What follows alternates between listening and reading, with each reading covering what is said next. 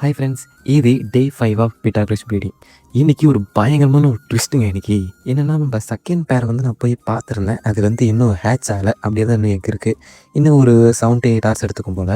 But twist இது கிடையாது. நம்ம ஃபஸ்ட்டு பேர் இருக்கு இல்லையா, அது எக் எல்லாத்தையும் சாப்பிட்டு தான் சொல்லியிருந்தோம். அது எக்கும் சாப்பிட்டு இருந்துச்சு. ஸோ என்கிட்ட வேறு கண்டெய்னர் இல்லை, ஸோ அதை கண்டிஷன் பண்ணுறது. ஸோ நான் அதே கண்டெய்னரில் தான் வச்சுருந்தேன். இன்னும் எதார்த்தமாக போய் பார்க்குறேன், ஃபீட் பண்ணான்னு ஃபுல்லாக ஃப்ரைஸ் இருக்குங்க. ஸோ இது என்ன ஆகிருக்குன்னா, அன்ஃபர்டைல் எக் மட்டும்தான் இதை சாப்பிட்ருக்கு. ஸோ ஃபர்டைலான எக்கை வந்து இது சாப்பிடலை. ஸோ நம்ம பிட்டாகரஸ் ப்ரீடிங் வந்து சக்ஸஸ்ஃபுல்லாக ப்ரீட் ஆகி எங்கும் ஹேட்ச் ஆகி இப்போ குட்டியும் இருக்குது நம்மக்கிட்ட.